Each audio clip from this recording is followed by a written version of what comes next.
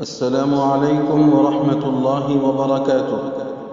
الحمد للہ والصلاة علی رسول اللہ صلی اللہ علیہ وسلم۔ محترم ناظرین، قابل احترام سامعین، ایک انتہائی اہم اور ضروری مسئلہ آپ کی خدمت میں لے کر حاضر ہوا ہوں اور گزارش کرتا ہوں کہ ہمارے یوٹیوب چینل میسج آف اسلام کو ضرور سبسکرائب کریں، لائک کریں، شیئر کریں اور کمنٹ کے ذریعے اپنے خیالات اور اپنے سوالات ہم تک پہنچائیں۔ ممکن ہے کہ آج کی یہ ویڈیو تھوڑی لمبی ہو جائے، لیکن مسئلہ بہت ہی اہم ہے اور عید سے قبل ہر مسلمان اس مسئلے کو ضرور سن لے تو انشاءاللہ اس کے بہت سارے ڈاؤٹ کلیئر ہو سکتے ہیں۔ آئیے ہم مسئلہ شروع کرتے ہیں کہ اس سال یعنی 2020 میں کووڈ-19 کی وبا کی وجہ سے قربانی کے مسئلے پر طرح طرح کے سوالات اٹھ رہے ہیں کہ قربانی دیں یا اس کے بدلے پیسہ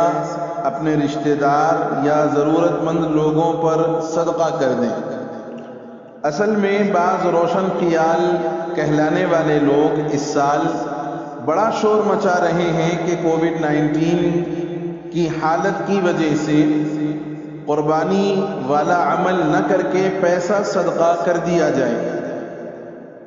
گلی گلی کو جانوروں کے خون سے گندا کرنے کے بجائے غریبوں کے گھر راشن پہنچا دیا جائے وغیرہ، اور اس کے لیے وہ بعض بڑے اداروں کے فتوے کا غلط فائدہ بھی اٹھا رہے ہیں، اپنی عقل سے فتوے کا غلط مطلب نکال کر اس کی تشہیر بھی کر رہے ہیں۔ تو اسے اچھی طرح سے سمجھیں کہ یقیناً غریب اور ضرورت مند لوگوں کی مدد بہت ہی قابل قدر اور اجر و ثواب والا کام ہے، اور قرآن و حدیث میں بھی بے حساب جگہوں پر اس کی تعلیم اور ترغیب بھی دی گئی ہے۔ لیکن دوسری طرف یہ بات جاننا بھی ضروری ہے کہ مذہب اسلام میں ہر چیز کا طریقہ طے کر دیا گیا ہے۔ کسی حکم پر کس حکم پر کس طرح عمل کرنا چاہیے، مسلمانوں کے لیے اس کی پوری رہنمائی شریعت اسلام میں موجود ہے۔ اس لیے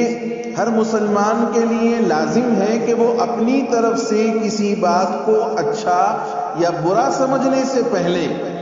یہ دیکھ لے کہ شریعت کی نظروں میں یہ بات اچھی ہے یا بری، یا پھر جائز ہے یا ناجائز، قربانی کریں یا پیسہ صدقہ کریں۔ اس کو سمجھنے سے پہلے یہ جاننا ضروری ہے کہ قربانی دین اسلام کا شعار ہے اور ملی حیثیت اور مالی حیثیت رکھنے والوں پر قربانی کرنا واجب ہے۔ قربانی اسلام کا شعار ہے۔ شریعت کے بعض احکام وہ ہیں جو مذہب اسلام کا شعار کہلاتے ہیں، اور شعار اسلام اور شعار دین یعنی وہ بڑے بڑے احکام جو دین اسلام کی علامت ہوتے ہیں، بغیر کسی سخت مجبوری کے ان کا ترک کرنا جائز نہیں ہوتا ہے، جیسے 5 وقتہ نمازوں کا اہتمام، رمضان کے روزے، کعبۃ اللہ کا حج کرنا، زکوٰۃ ادا کرنا، قربانی کرنا وغیرہ۔ اس طرح کے احکام کو ہر ممکن حد تک انجام دینے کی فکر کرنا ضروری ہوتا ہے، خاص طور سے اجتماعی طور پر اس عمل کو ترک کرنے کی بالکل بھی گنجائش نہیں ہوتی ہے۔ چنانچہ ذو الحجہ کے مہینے میں خاص طور پر قربانی کا نصاب رکھنے والے مسلمانوں کا قربانی والے عمل کو انجام دینا بھی اسی طرح کا ایک اہم عمل ہے اور دینی شعار ہے۔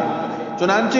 قرآن مقدس میں ارشاد فرمایا گیا، وَالْبُدْنَ جَعَلْنَاهَا لَكُم مِّن شَعَائِرِ اللَّهِ، اور قربانی کے اونٹوں کو ہم نے تمہارے لیے اللہ کے دین کی نشانیاں قرار دیا ہے۔ سورہ حج آیت نمبر 36۔ اور اسی طریقے سے حضرت ابو ہریرہ رضی اللہ عنہ سے روایت ہے کہ رسول اللہ صلی اللہ علیہ وسلم نے ارشاد فرمایا، جس شخص کے پاس قربانی کرنے کی حیثیت ہو پھر بھی وہ قربانی نہ کرے تو ایسا شخص ہماری عیدگاہ کے قریب بھی نہ آئے۔ یہ ابن ماجہ کی روایت ہے۔ اس آیت اور حدیث سے دو باتیں معلوم ہوئی۔ نمبر ایک، قربانی کا حکم دین کا شعائر، دین کے شعائر میں سے ہے، اور دوسری بات، مالی حیثیت رکھنے والوں پر قربانی کرنا واجب ہے۔ ایک اور مسئلہ، واجب اور نفل قربانی۔ قربانی کرنے والے دو طرح کے لوگ ہوتے ہیں، ایک وہ لوگ جن کے پاس قربانی کا نصاب پایا جاتا ہے اور قربانی کرنا ان پر واجب ہوتا ہے، دوسرے وہ لوگ جن کے پاس قربانی کا نصاب نہ ہونے کی وجہ سے قربانی کرنا ان پر واجب تو نہیں ہوتا ہے، لیکن پھر بھی وہ اجر و ثواب حاصل کرنے کے لیے نفل کی نیت سے قربانی کرتے ہیں۔ اس سال چونکہ کووڈ-19 کی وبا کی وجہ سے جس طرح کے حالات پیدا ہوئے ہیں، لوگوں پر فقر و فاقہ اور محتاجگی کے جو حالات آئے ہیں ان کو اور قربانی کے شعار دین ہونے کو سامنے رکھتے ہوئے قربانی کے سلسلے میں کچھ باتیں تفصیلات کے ساتھ جان لیں تو زیادہ بہتر ہوگا۔ نمبر ایک، جن لوگوں پر قربانی کرنا واجب ہے وہ لوگ جس طرح بھی ممکن ہو قربانی والے عمل کو انجام دینے ہی کی فکر کریں، اور قربانی کا ارادہ اور قربانی کے لیے کوشش کیے بغیر قربانی کے 3 دن گزرنے سے پہلے ہی چھوٹے جانور کے یا بڑے جانور میں حصے کے پیسوں کو صدقہ کر دیں گے تو صدقے کا ثواب اگرچہ مل جائے گا مگر قربانی کا حکم ان پر اب بھی باقی رہے گا۔ پیسے صدقہ کر دینے سے ان پر سے قربانی کا وجوب ساقط نہیں ہوگا، صدقہ کرنے کے باوجود ان پر ضروری ہوگا کہ وہ قربانی کے 3 دنوں میں اپنی واجب قربانی کو ادا کریں۔ اگر قربانی کے 3 دن گزر گئے اور قربانی نہیں کی تو واجب قربانی نہ کرنے اور شعار دین کو ترک کرنے کی وجہ سے گنہگار بھی قرار دیے جائیں گے۔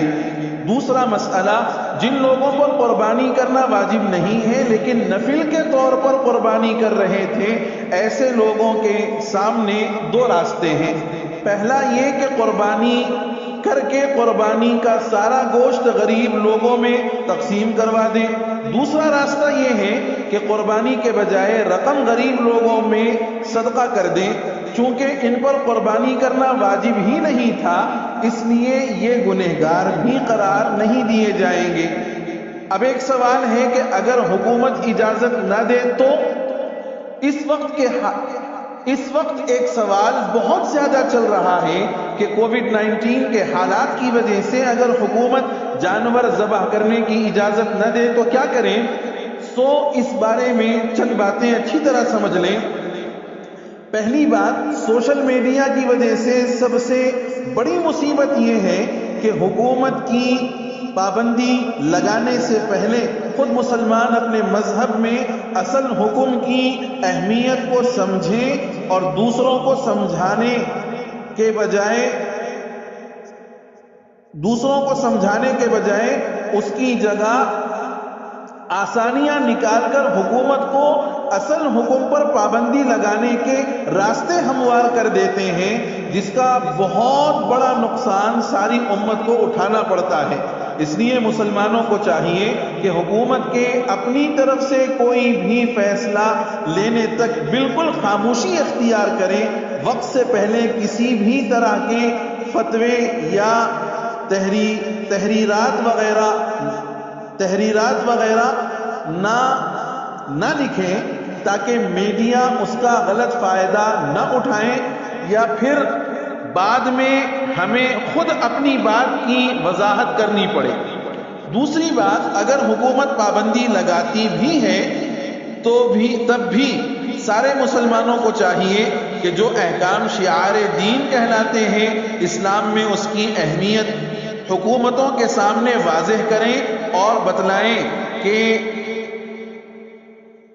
اصلی حکم مسجد میں نماز پڑھنا، قربانی کرنا وغیرہ پر عمل کرنا کتنا زیادہ ضروری ہوتا ہے؟ یعنی اصلی حکم مثال کے طور پر مسجد میں نماز پڑھنا، قربانی کرنا وغیرہ، یہ عمل کتنا زیادہ اہم اور ضروری ہوتا ہے حکومت کو سمجھانے کہ تمام احتیاطی تدبیروں کے ساتھ اصلی حکم پر عمل کیا جائے گا۔ حکومت سے ریکویسٹ کریں کہ اگر گھر گھر گلی گلی میں قربانی کے جانور لانا کووڈ-19 کے پھیلنے کا سبب ہو سکتا ہے، تو آبادی سے کچھ دور کسی خالی زمین پر تمام احتیاطی تدبیروں کے ساتھ جانور ذبح کرنے کا انتظام کیا جائے۔ الغرض آخری مرحلے تک یہی کوشش کرنا ضروری ہے۔ تیسری بات، تمام کوشش کے باوجود اگر حکومت نے قربانی کرنے پر پابندی لگا ہی دی، تو چونکہ قربانی میں صرف اتنا ضروری ہے کہ صاحب قربانی کے نام سے جانور ذبح ہو جائے، گوشت حاصل کرنا ضروری نہیں ہے۔ اس لیے اگر اپنے شہر میں قربانی کرنا ممکن نہ ہو تو پورے ملک میں جہاں کہیں بھی قربانی کے 3 دنوں میں اپنے نام کی قربانی کا جانور ذبح کرنا یا حصہ لینا ممکن ہو تو وہیں پر قربانی کروائی جائے اور قربانی کا گوشت اسی علاقے کے غریب اور ضرورت مند لوگوں میں تقسیم کروا دیا جائے۔ چوتھی بات، اگر قربانی کرنے کی ہر ممکن کوشش کی گئی، پہلے سے جانور خرید کر رکھا تھا مگر ذبح نہیں کر پایا، یا نہ تو جانور خرید پائے اور نہ بڑے جانور میں حصہ لے پائے، یہاں تک کہ قربانی کے 3 دن نکل گئے، تو اب 3 دن گزر جانے کے بعد قربانی کے اس جانور کو یا قربانی کے پیسوں کو غریب اور مستحق لوگوں پر صدقہ کر دیا جائے۔ جانور کے پیسے صدقہ کرنے کا حکم قربانی کے 3 دن گزر جانے کے بعد ہے،